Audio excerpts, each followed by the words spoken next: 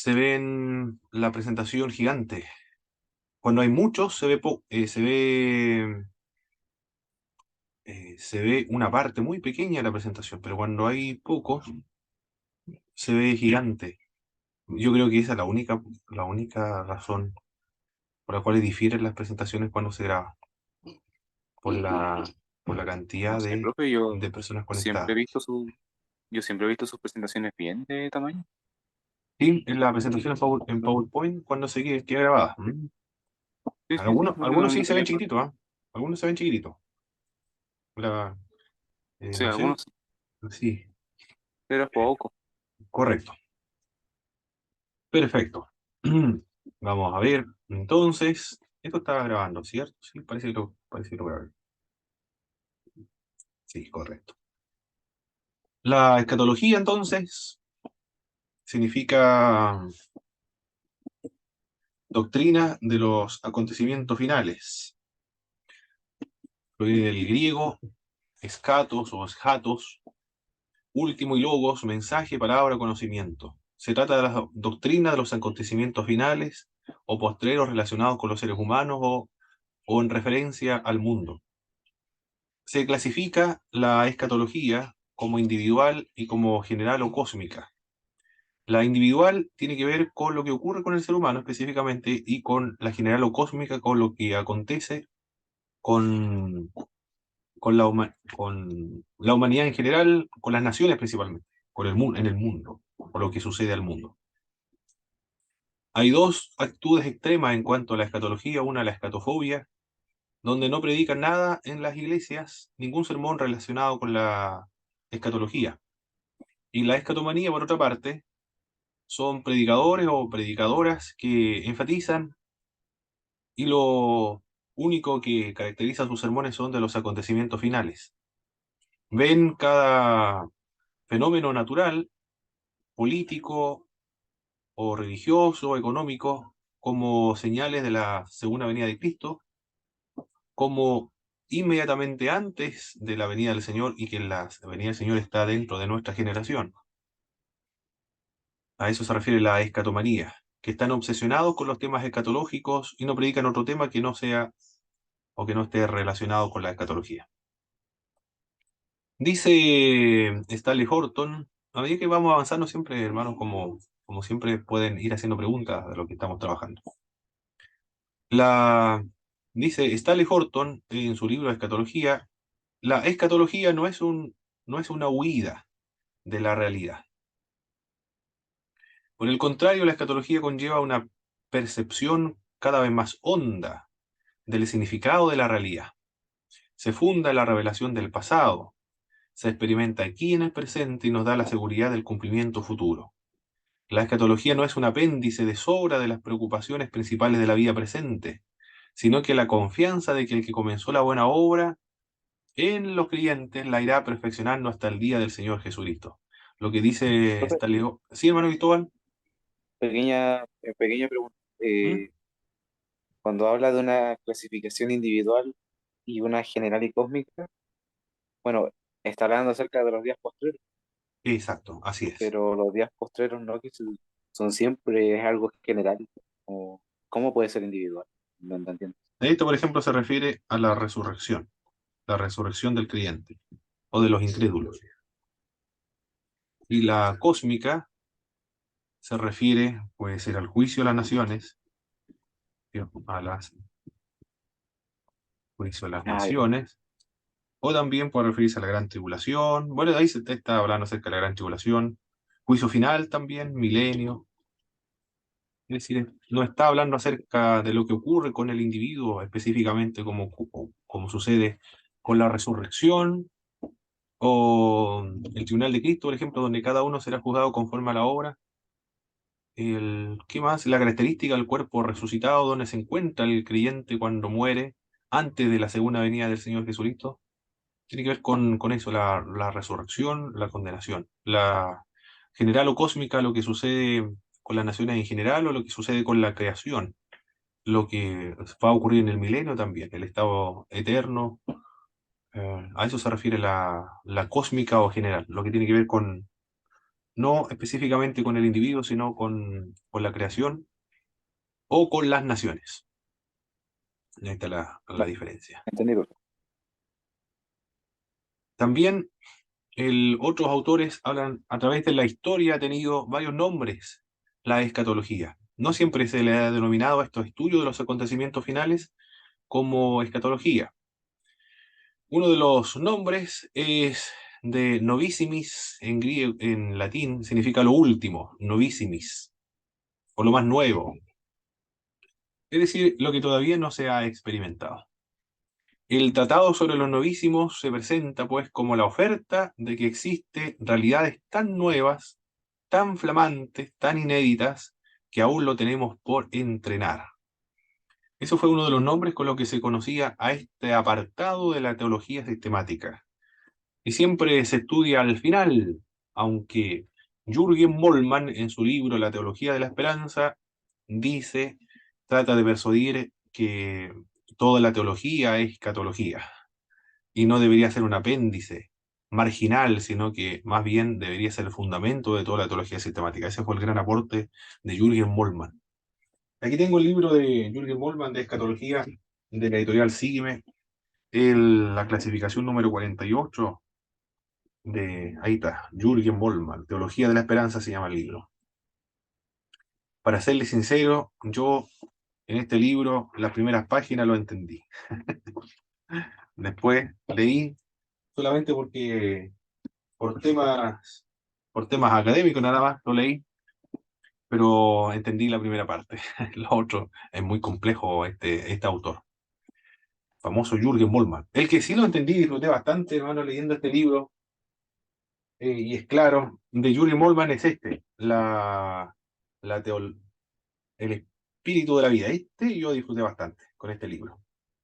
Por su perspectiva histórico, social, político, en en el libro de la Teología de la Esperanza.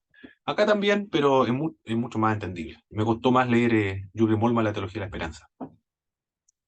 Pero siempre la escatología es un ramo, una sección, un apartado, un capítulo que generalmente se designa al final, porque es lo que acontece al final de los tiempos, por eso que siempre es el último capítulo. Y acá en la teología 1, teología 2, teología 3, lo último que se estudia de teología 3 es escatología precisamente, porque el orden clásico, pero no todos están de acuerdo, como le comenté con Julian Moltmann.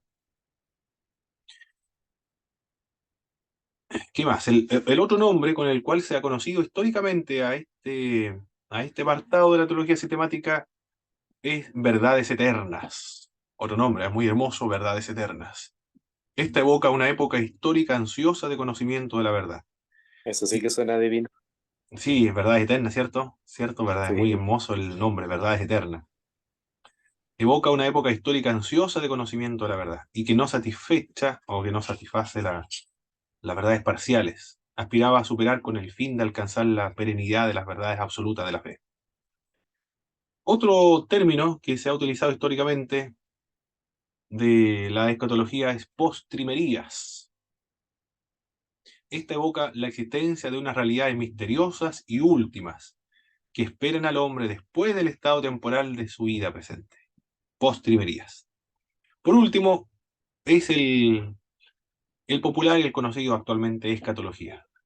Encierra profunda sabiduría, pues, frente a la tentación persistente de preocupaciones solo del presente, que ofrecen la experiencia de cada día, incluso los resultados de las ciencias humanas, la escatología orienta la valoración de las realidades últimas, que son lo que ayudan a valorar lo que de momento más deslumbran. Es el comentario que da Aurelio Fernández en el año 2015 en su libro Teología Dogmática. Así se ha conocido generalmente estos términos. Y de hecho, la escatología ha sido uno de los grandes aportes de la teología a la cultura, a las sociedades humanas, al mundo. Es uno de los grandes aportes. Hay un autor argentino que se graduó en el ICD de Buenos Aires cuando existía aquel gran seminario, Me hubiese gustado mucho ir a estudiar al ICD de Buenos Aires, porque era, era de alto nivel académico y la mejor biblioteca en el continente latinoamericano se encontraba ahí en Buenos Aires, en el ICDEC. Era muy especializada esa biblioteca. Yo cuando había finalizado Fatela, ya se encontraban en los últimos tiempos, ya las últimas clases que se estaban dando, una tecnicatura creo que se llamaba, ya no se estaba dando el doctorado en, en teología. THD se llamaba la teología, pero eran muy rigurosos, rigurosísimos. Bueno, Alberto Roldán se llama el profesor, graduado de ICD de Buenos Aires, Alberto Roldán. Escribió un libro de escatología y usted lo puede buscar, hermano Cristóbal, hermana Carolina, igual en YouTube está. Alberto Roldán se llama. Se va a aprender bastante con él, con este autor, muy, muy bueno. Pero Él ya no están impartiendo clases ahí. no, ICD desapareció porque no hubieron los recursos económicos para poder sustentarlo. Ah, Lamentablemente, no tenían los estudiantes para sustentarlo. Qué triste, ¿ah? Triste cuando no, una institución desaparece por la falta de matrículas. Era muy buena institución, hermano, oficializado por el Estado, por el Departamento de Educación, de alta calidad académica. Ahí se graduó también mi profesor de Fatela, Osvaldo Fernández Giles. Nancy Bedford enseñó allí, Miguel Bonino también enseñó en esa facultad de teología. Era, era completa, habían profesores liberales también, quizás por eso no vieron tantos estudiantes porque eran liberales. Algunos, no todos, por supuesto. Alberto Rondán, por ejemplo, no es liberal, ni Miguel Bonito tampoco. Algunos sí son absolutamente liberales. No sé si Nancy Bedford, me parece mucho que no, Nancy Bedford. pero Or- entonces que tiene que ver como con una falta de, quizás como de doctrina. yo creo que sí, y también de las convicciones personales que cada uno tenga y la experiencia que uno tenga. Por ejemplo, alguien que haya tenido la experiencia de la conversión, como nosotros la hemos tenido, de experimentar a Dios, la experiencia con el Espíritu, evidentemente que no va a terminar racionalista o incrédulo, por supuesto Claro. que no. Pero va a utilizar todas esas herramientas que le brinda la teología liberal para integrar lo que conviene y lo malo desecharlo. Y Alberto Rondán, es uno que se lo da ahí, y dijo, quizá ustedes se aburran escuchando a Alberto Rondán porque es más social, lo fuerte de él es social. Y me parece mucho que todos son los que son graduados de los doctorados, por ejemplo, en PhD, terminan siempre hablando en esas áreas de lo social, lo político, lo económico, cómo contextualizar la Biblia en estas áreas, en estos campos. Hay uno también uno de los adventistas del séptimo día, se llama, a ver, un evangelista muy conocido dentro de la iglesia adventista del séptimo día, Bullón, Alejandro Bullón. Yo creo que ustedes igual lo conocen, Alejandro Bullón. Es adventista, pero es de la iglesia, pero en realidad es de todos los evangélicos porque se destaca él en la evangelización. Es muy pastoral, muy espiritual. Aunque es graduado del ICD, no todos son iguales, no todos los que estudian ahí tienen que abandonar sus denominaciones, como se logra ver ahí. Y el Alberto Rondán dice, ¿cuál es el aporte de la teología a la sociedad y a la cultura? Uno de estos, dice Alberto Rondán, es la escatología. La visión que tiene el mundo del Medio Oriente, del Extremo Oriente, que somos nosotros los latinoamericanos, de los pueblos prehispánicos, no de los españoles o los chilenos, sino los prehispánicos, eso los Extremo Oriente. La historia de, de estos pueblos, la historia es cíclica, es como un círculo, así va la historia. Tiene un comienzo y luego vuelve al comienzo. Y así está la historia, siempre se repite, una y otra vez, como un círculo. La historia Pero, es así, los musulmanes, los mapuches también, la historia es así, un eterno retorno. ¿Sí, hermano Cristóbal? no, es que, como había hecho mención de los pueblos prehispánicos, es que solamente se refería a los indígenas americanos. Exacto, sí, me refiero a todo ello, a todos ellos. Es que, como también mencionó a los musulmanes, Muy bien. El... no se logra ver bien ahí. Los musulmanes, ellos son del Medio Oriente. Los chinos, los japoneses, coreanos, son del Oriente. Y todos los países, los pueblos prehispánicos, ellos son del extremo oriente. ¿Quién dice eso del extremo oriente? Hay un autor que por ahí lo tengo, se llama Enrique Dussel, él es un boliviano, ¿ah? Argentino, boliviano, parece que. Ah, es un argentino, de origen argentino, pero radicado en México actualmente, pero tiene un acento boliviano. Trabajó también en Bolivia. Ha estudiado bastante el Enrique Dussel, de la teología de la liberación y ahora de la filosofía de la liberación. Enrique Dussel dice, es lo que clasifica a los pueblos prehispánicos como el extremo oriente. El extremo oriente. Uno es del Medio Oriente, el Oriente y el extremo oriente tienen la misma característica. Son holísticos. Y con respecto a, en ese sentido, holísticos. Y con respecto a la historia, son cíclicos. Basado en lo que menciona Mircea Eliade, un antropólogo, en su libro El mito del eterno retorno, todo vuelve nuevamente a su origen. Y después se vuelve a repetir el ciclo.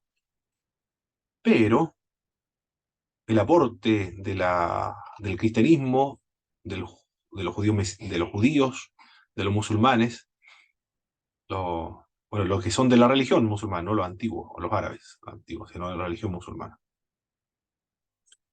Es, ahí está, es lineal, es diferente. Tiene una meta final, tiene una meta. Ahí está. Así es los judíos, los judíos, los cristianos y también lo de la religión musulmana, la historia es lineal. Y es el gran aporte del cristianismo con respecto a la historia. La historia tiene un sentido, tiene un propósito, hay una intención, hay una meta, hay un objetivo final. Eso es lo que ha propuesto y es el gran aporte de la teología o del cristianismo a la sociedad. Lo otro es el aspecto ético, pero es uno de lo que menciona Alberto Roldán, es este. De este sistema de pensamiento histórico se basaron o están basados las ideologías, por ejemplo, el comunismo, de establecer un futuro mejor. Todos hablan acerca de eso, ¿eh? Los, los políticos dicen un Chile mejor, una sociedad mejor, un mundo mejor. Establecer el superhombre, decían los nacionalsocialistas. Pero ese pensamiento viene del cristianismo, el gran aporte de, entonces, el gran aporte de la teología sistemática. La escatología, por tanto, es la respuesta teológica a la pregunta que el hombre no puede evitar hacerse sobre el sentido último de la existencia. ¿Cuál es el propósito de nuestra existencia? El sentido último de nuestra existencia. ¿Cuál es el fin de todas las cosas? ¿Qué ocurre después de la muerte? Son preguntas profundas que se hace el ser humano, reflexivo. ¿Por qué estoy aquí en la tierra? ¿Cuál es la meta o el propósito por el cual yo tengo que estar aquí? ¿Cuál es mi destino final? ¿Qué ocurre después de la muerte? ¿Qué ocurre con todos los seres humanos? Si hay el sentido de la justicia, la escatología lo, lo enseña o lo consuma. La justicia, la recompensa, el castigo. La escatología responde a todas esas inquietudes que tiene el ser humano. Por eso la escatología es muy importante, fundamental. El cristianismo le da ese gran aporte. Hay, hay varios tipos de escatologías. Hay una que se llama la modernizada. No existe un solo tipo de escatología, como estamos viendo acá. La modernizada enfatiza el carácter presente del reino de Dios. El reino de Dios ya está presente, dice la modernizada. Este reino de Dios no es la irrupción apocalíptica de Dios en la historia humana al final de los tiempos. Es simplemente el actuar de Dios en los corazones de quienes le obedecen. La segunda venida de Cristo no será un acontecimiento real. Es una manera de decir que finalmente la justicia de Dios triunfa sobre la injusticia. De eso trata la escatología modernizada. Es decir, cuando se hace justicia, cuando se produce el mejoramiento moral de la sociedad, eso significa que Cristo ya ha venido a la tierra y el reino de Dios no lo vamos a esperar en el futuro, puesto que ya Dios está obrando en las personas. Es un poco metafórico, como estamos viendo acá, la idea que tienen de la segunda venida de Cristo. Estamos de acuerdo cuando dice que el reino de Dios ya está presente, estamos de acuerdo, pero en un aspecto, para nosotros en un aspecto estamos de acuerdo, el reino espiritual, el reino presente, el reino ahora, sí, eso es verdad, pero no es físico todavía, no es político, no es terrenal, no es temporal, o limitado, perdón, porque el reino espiritual es temporal igual. Comienza con la segunda venida de Cristo y comienza con la primera venida y termina con la segunda venida. Después comienza el reino milenial. Pero eso es político, es visible, es terrenal. Eso todavía no se ha consumado. Y Cristo lo viene a establecer, pero el gobierno milenial. Todo eso tiene que ver, son fases del reino de Dios.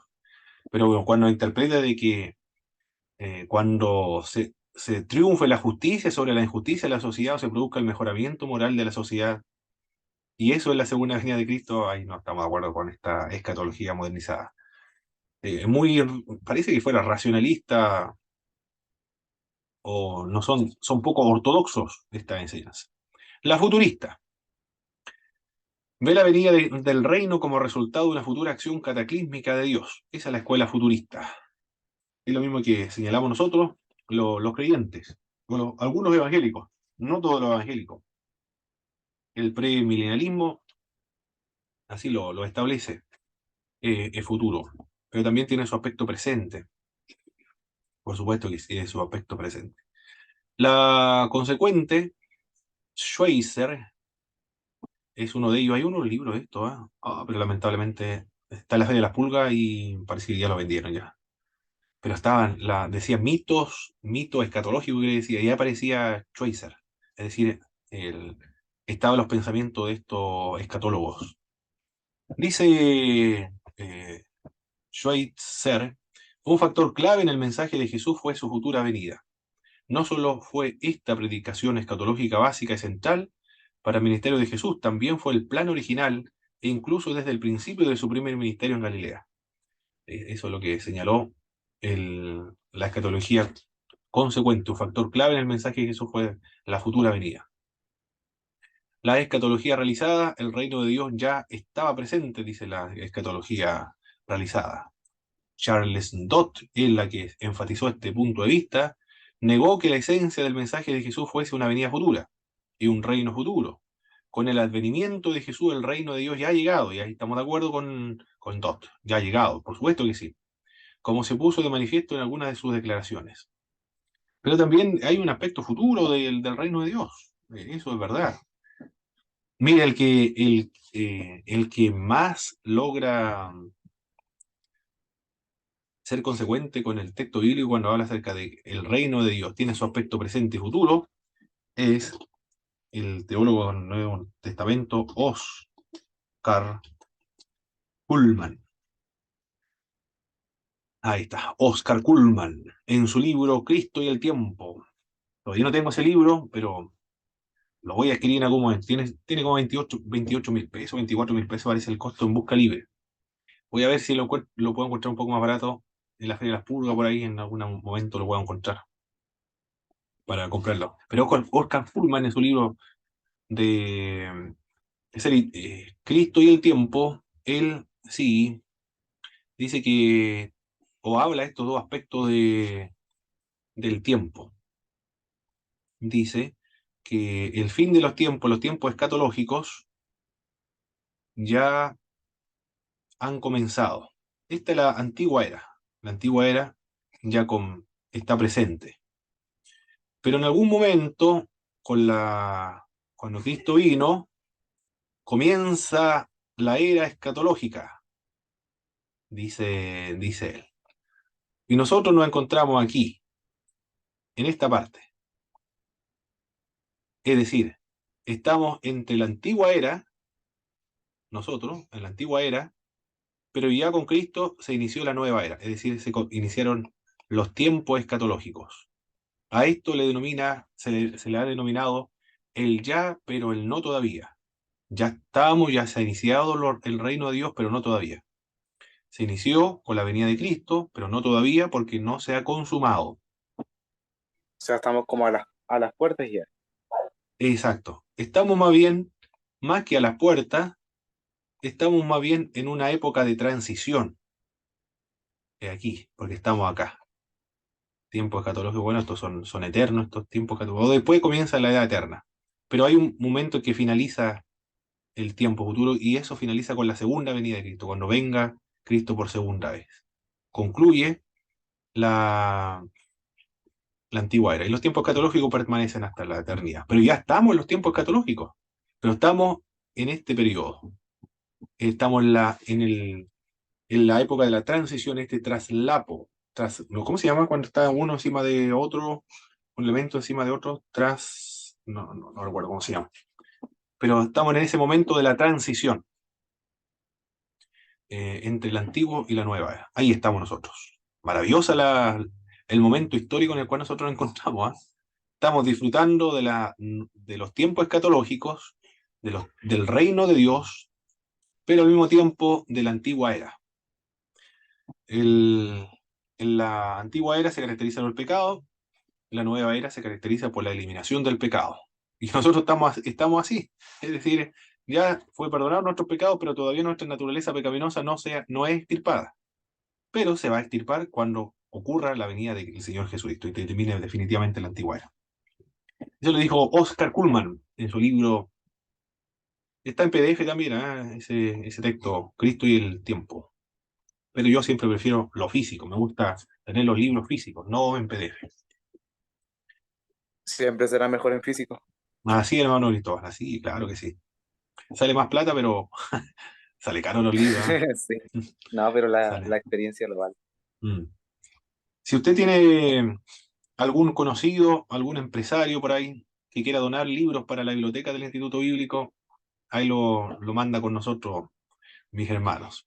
Si alguien quiere donar libros a la biblioteca, porque necesitamos muchos libros para ampliar y agrandar la biblioteca. Para cuando, para que continúe el Instituto Bíblico después, cuando ya no exista, cuando esté anciano, continúe el Instituto Bíblico, pero ya tener una muy buena biblioteca, porque las instituciones se fundan en biblioteca, las universidades están fundadas sobre las bibliotecas. Hay que tener buenas bases de ella. Sí, así es. También está Rudolf Bullmann, está el autor. Me gustan algunos libros de Bullmann. Me gustó cuando habla acerca de las lenguas, yo no sé, a ver, parece el martes, el hermano Boris estaba en la clase del martes, él alcanzó a hablar, pero me gustó mucho cuando hablaba acerca de los pentecostales, hermano. Me impresionó cuando hablaba de los pentecostales. Mire, le voy a leer un poco de lo que dice con respecto a los pentecostales. Este autor le llama carismático a los pentecostales. De él dice con respecto a las lenguas, en este libro, El Espíritu de la Vida.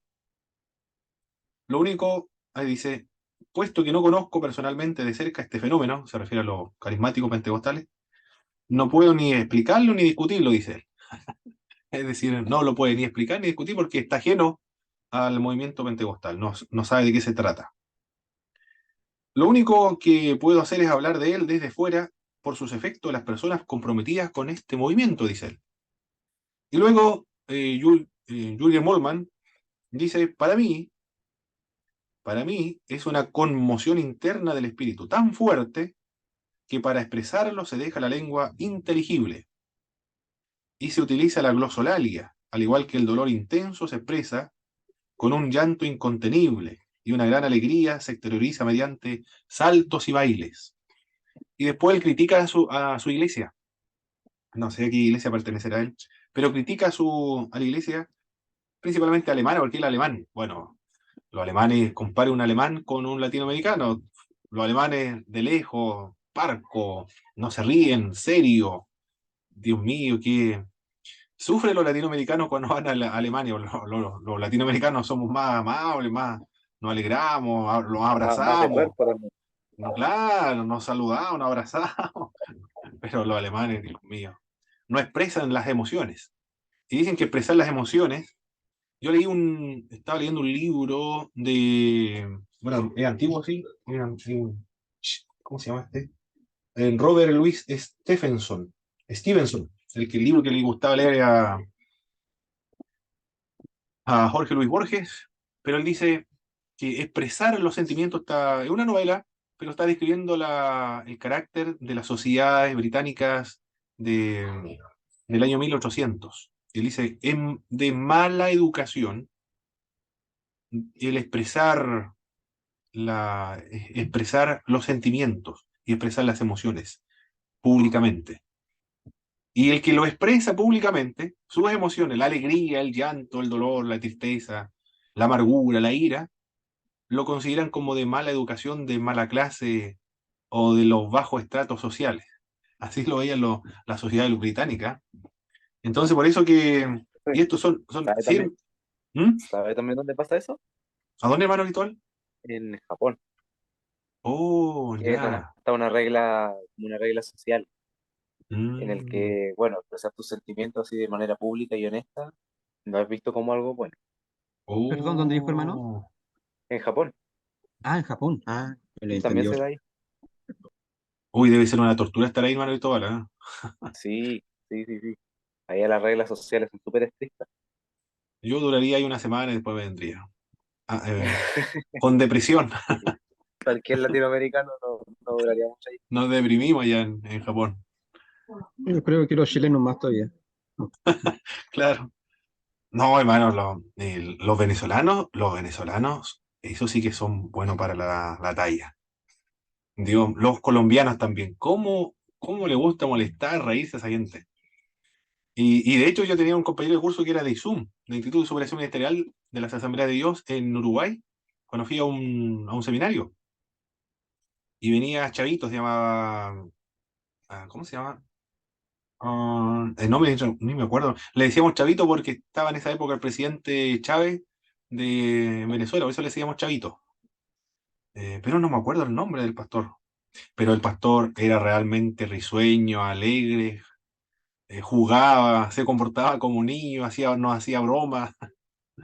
Era impresionante. Y él decía que se sentía un poco incómodo con los uruguayos porque los uruguayos era un poco serios. Y él decía, no, yo soy caribeño, todos los caribeños somos así, nos decía el pastor. Así ellos parece que son más, más extrovertidos, ¿ah? Pareciera. Sí, no, sí, como nosotros que estamos más al sur, somos hasta cerrados para ellos. Ojo. Imagínense cómo sería en comparación Ah, a ese Dios, lugar. impresionante, Sería ¿eh? terrible. Bueno, así es. Bueno, él dice, Julian Molman hace una crítica a su iglesia, dice, las celebraciones litúrgicas de nuestra iglesia son ricas en predicaciones e ideas para la meditación, pero son pobres en forma expresiva y sin posibilidad alguna para la espontaneidad. No se puede expresar las emociones cuando un alemán, por ejemplo, él es alemán, no se puede expresar las emociones un alemán cuando siente el Espíritu de Dios. Oye, qué terrible eso, controlarse, quedar sin hacer ningún gesto, alguna alegría espontánea, eso no lo puede hacer, no está permitido en las iglesias alemanas. Y más dice este autor con respecto a las lenguas, es para mí como si a los mudos se le empezara a soltar la lengua y contaran lo que sienten y experimentan. Me gustó la expresión, ¿eh?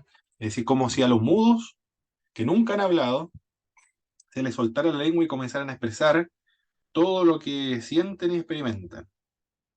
Quizá hay un parecido como la terapia del grito, dice él, aunque la lengua supera todas las posibilidades humanas. Así lo es desde el exterior, Julian Moltmann, a los pentecostales que practican este don de las lenguas, que es un don, por supuesto que sí, es un don. Ya. Con respecto a la escatología, estamos acá, nos fuimos a la neumatología con Bullman, pero, o sea, con Moltmann. Eh, bueno, ahí está este Bullman, acá.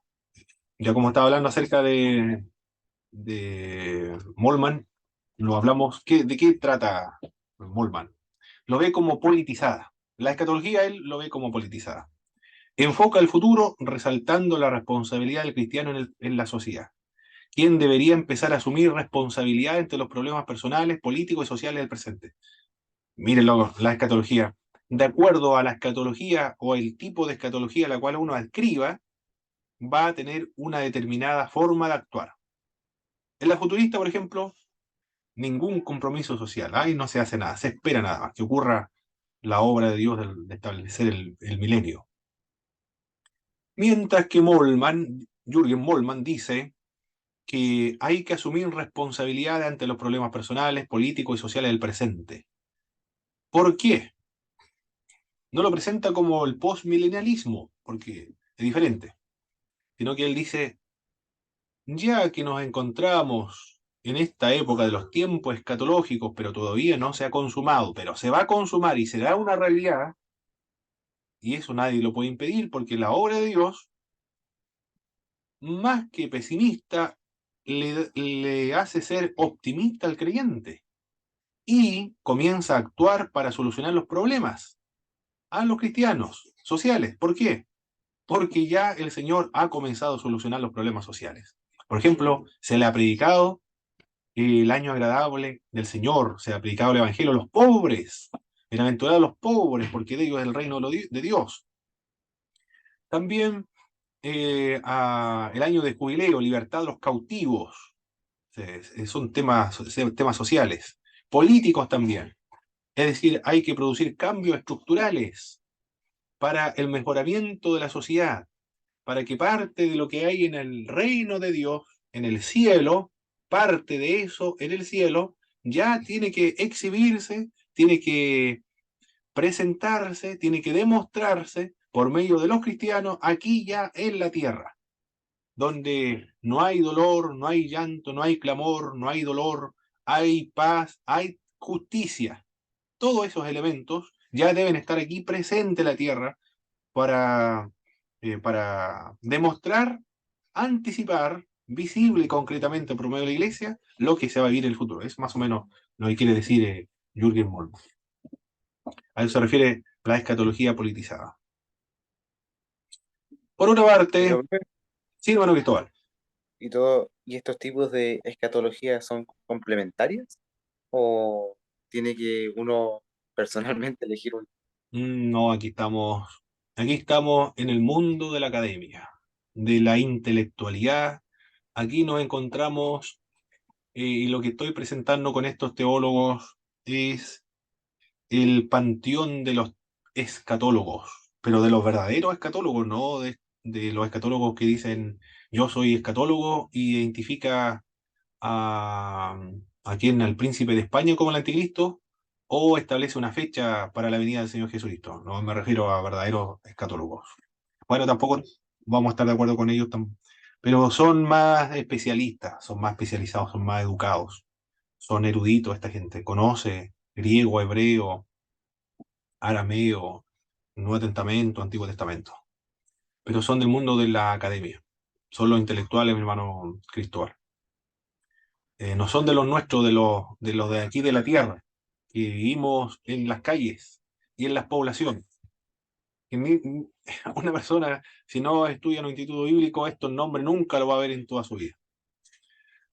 Eso, bueno, después vamos a ver otros tipos de escatología, los cuales adquirimos nosotros.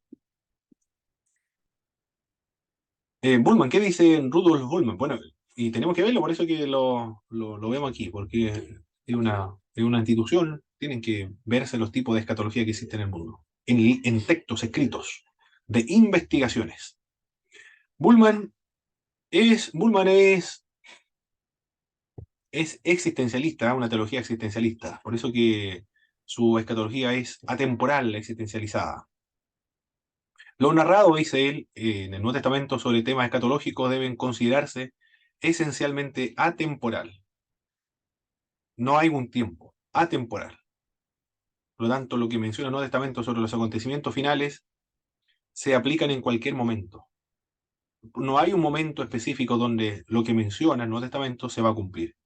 Para Juan, la resurrección, Pentecostés, la parucía de Jesucristo son una y la misma cosa.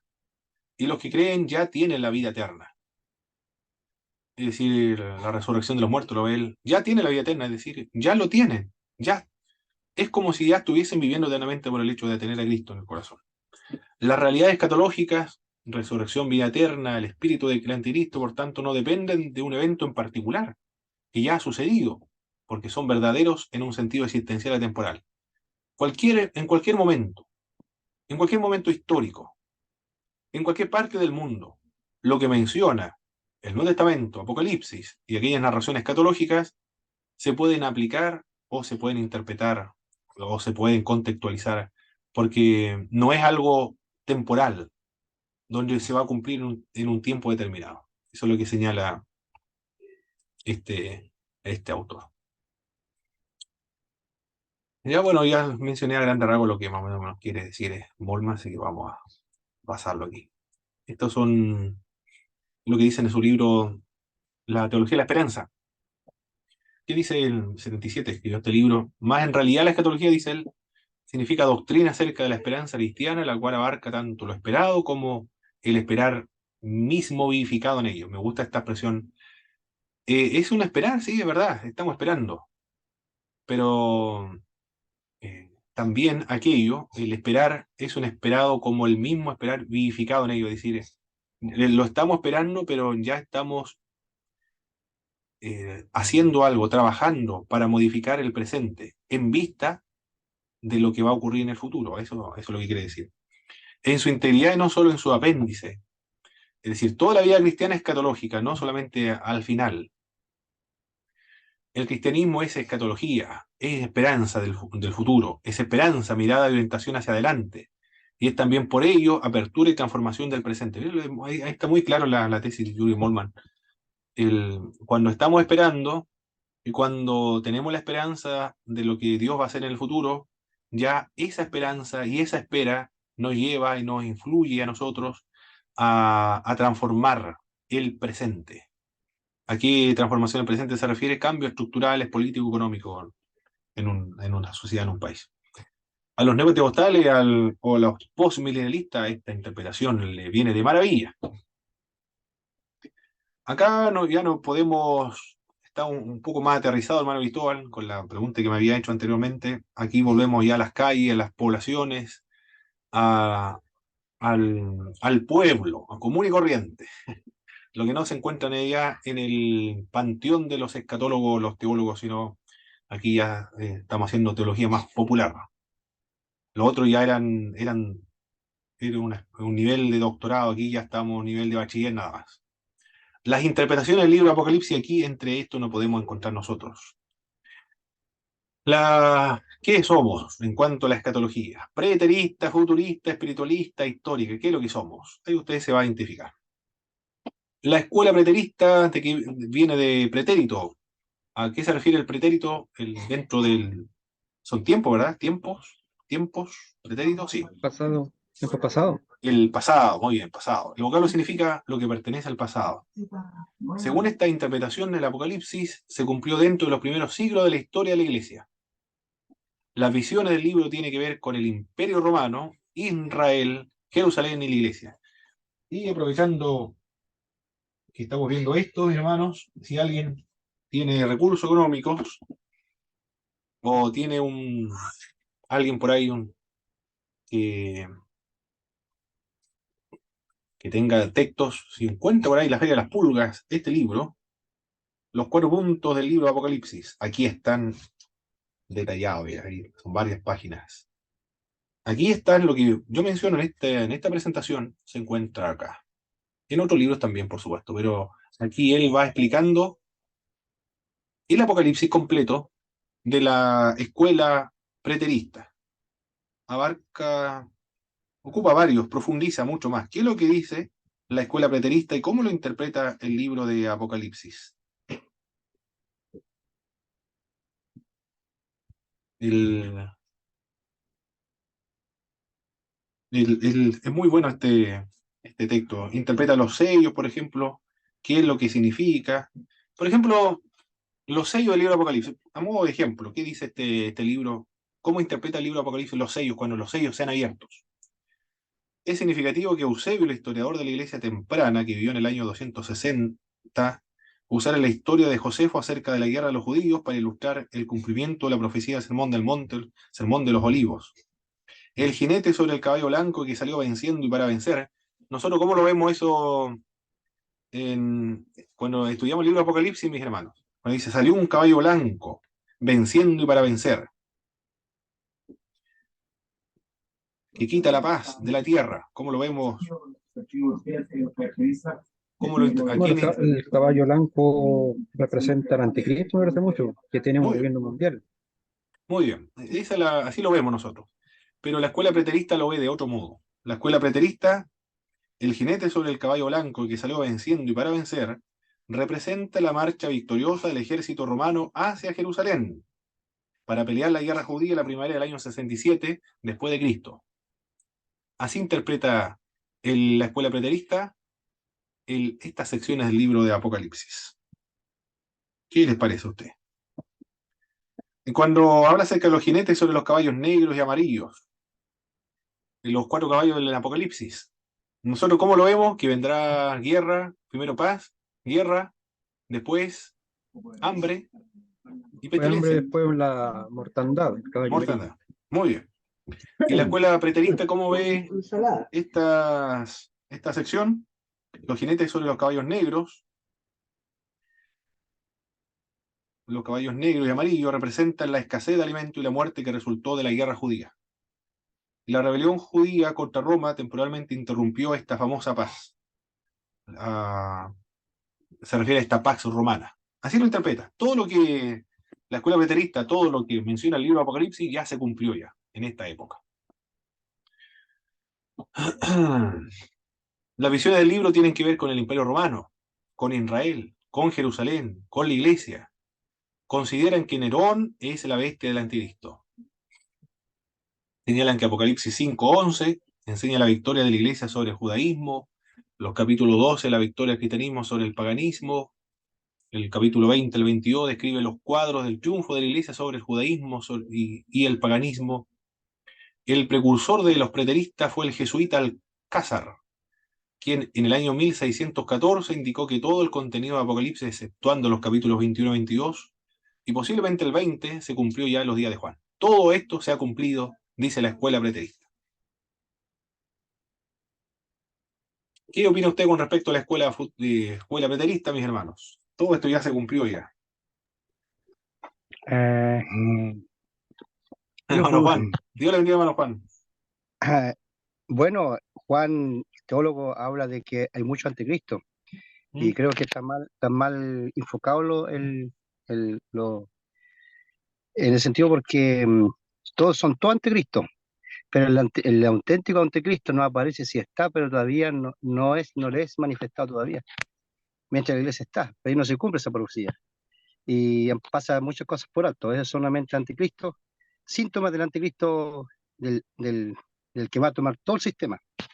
Pero esos son anticristos chiquititos, ¿no? Pues como Hitler que quiso dominar toda la raza. Y lo fue porque no era el cumplimiento, ¿no? Son síntomas.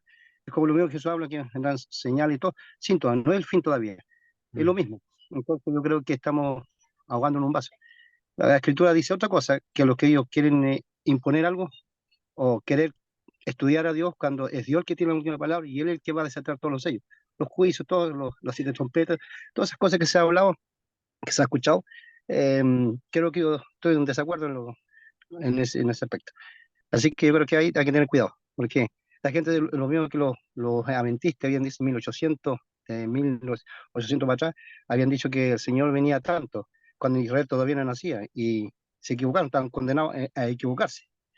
Todos los teólogos se han equivocado en alguna de otra manera porque no es interpretación humana, sino del Espíritu.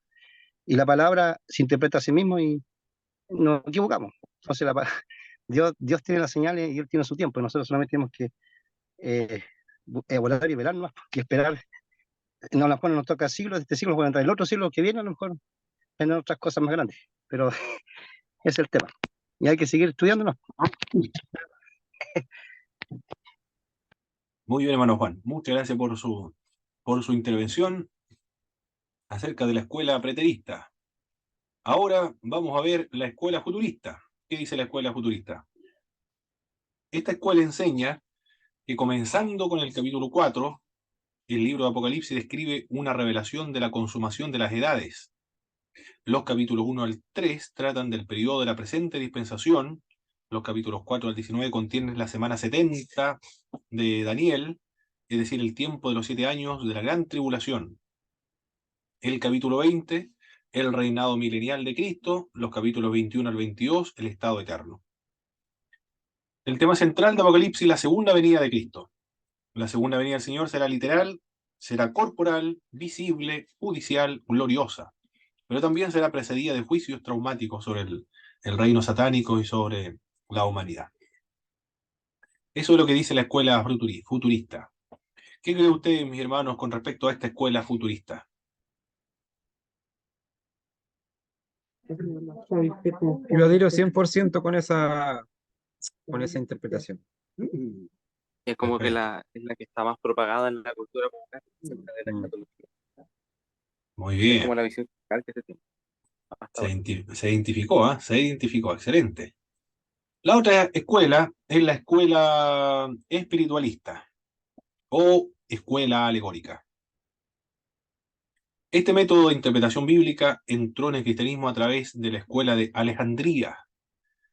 En Alejandría, el método que se va a emplear y va a prevalecer es el método alegórico místico. ¿En qué consiste el método alegórico místico? Aquí voy a dar un ejemplo del famoso método alegórico místico. Ya, supongamos que aquí hay una señal de tránsito. Y esta señal de tránsito dice pare. Ya, ahí está. Ahí está.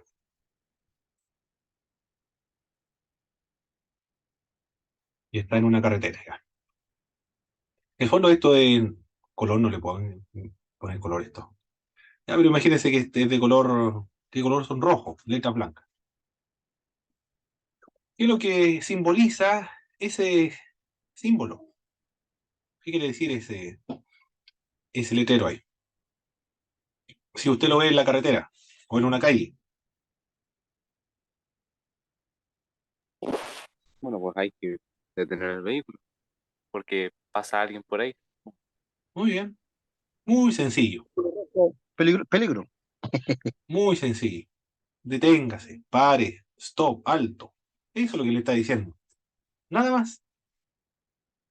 Esa es la lectura, interpretación sencilla de un símbolo. Un símbolo tiene un solo significado.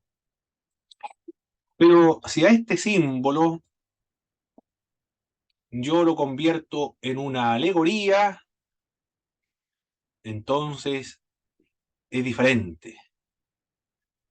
Aquí, empleando el método alegórico místico, no el método literal, gramático, histórico, sino el método alegórico místico, yo voy a leer ahí. Aquí hay un signo, dice pare. El fondo es rojo. Imagínese que es rojo. No está rojo, pero imagíneselo. Y yo digo, simboliza aquello, la sangre de Cristo que nos ha redimido. Las letras son blancas, porque esa sangre ha limpiado, purificado nuestra alma. Y está sostenida sobre un mástil. Ese mástil simboliza la redención. puesto que Cristo fue crucificado en un madero y allí derramó su sangre para santificarnos a nosotros. Y está parado en el camino, porque Cristo aparece en el camino a la vida del creyente. Y el pasto donde está sostenido ese letrero es verde. Eso simboliza la esperanza. Y si usted mira arriba de ese letrero, verá que está celeste el cielo. Eso simboliza lo celestial, lo espiritual, al lugar donde nosotros vamos. Esa será la interpretación del método alegórico místico. ¿Cuál de los dos métodos usted cree que es correcto para interpretar ese signo ahí? Ya nunca más podré ver un signo pares de la misma manera.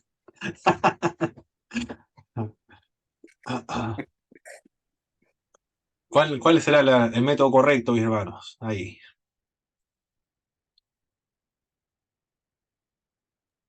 El normal, ¿no? Pues, sí, nosotros no somos de ese alegórico místico, Normal, de los impares. claro. Bueno, Claro, la eso Biblia, diría la yo. Biblia es así. La Biblia es así. La Biblia se emplea el método normal, tal cual como uno lee, lo entiende.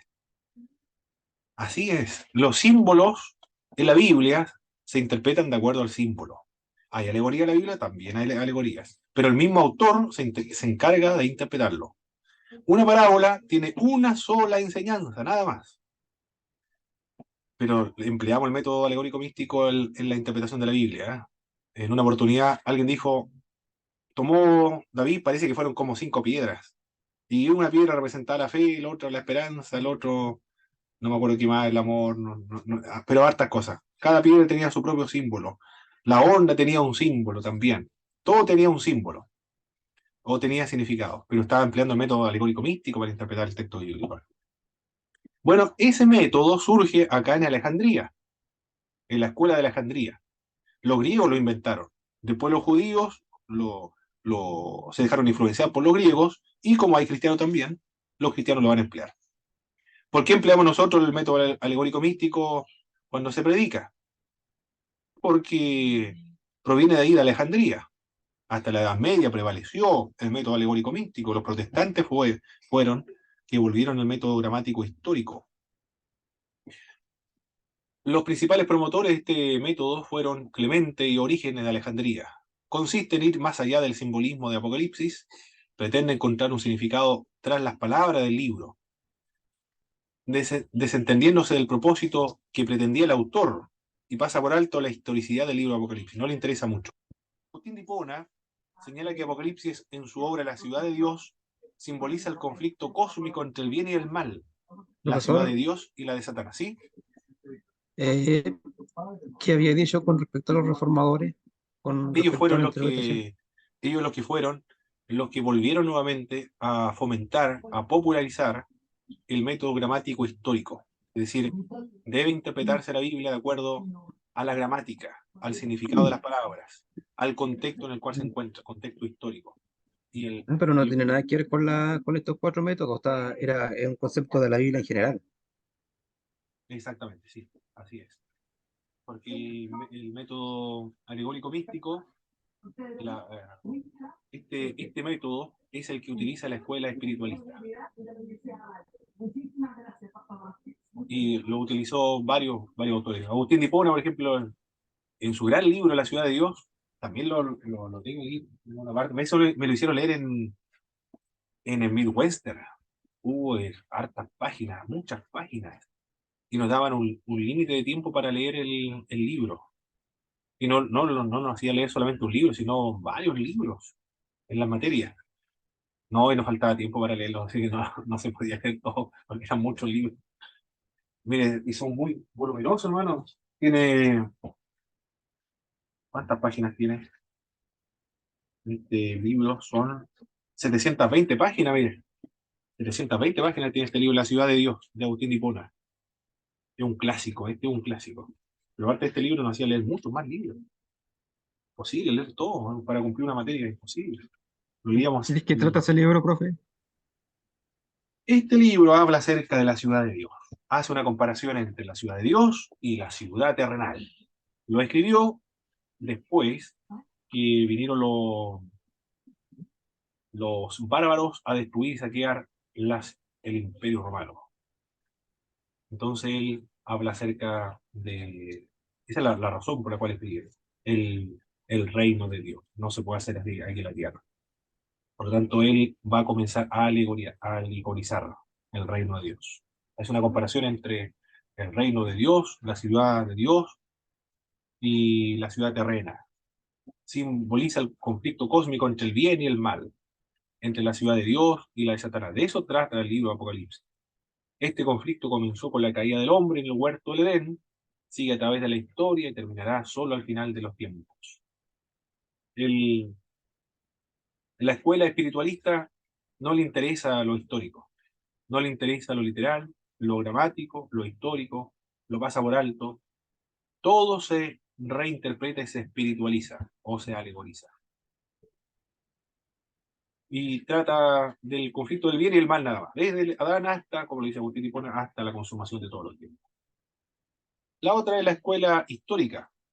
Quiero ver la hora primero, para no pasarme. Estamos abajo. Ya empezamos a trabajar esta última parte. La escuela histórica son varias vertientes dentro de esta escuela.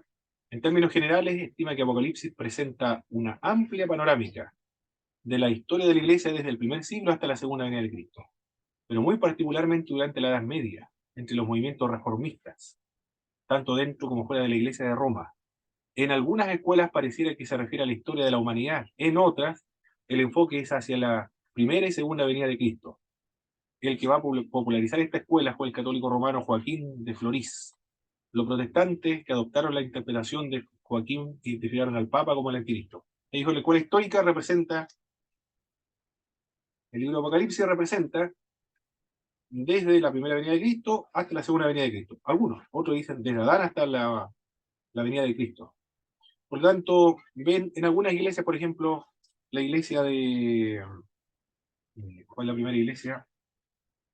Una iglesia apostólica, representa a una iglesia, Sardis, Filadelfia, Esmirna, Tiatira. Cada una de estas iglesias representa periodos históricos. Uno, la iglesia apostólica, luego la iglesia perseguida, luego la iglesia institucionalizada, luego la iglesia medieval, luego la iglesia protestante y después la iglesia apóstata de los últimos tiempos. Así ven la escuela histórica el libro de Apocalipsis. Son periodos históricos que está describiendo el libro de Apocalipsis. Ya, son 4 escuelas entonces, son que podemos mencionar acá, las más populares, las más importantes, las que resaltan. Vamos a descansar.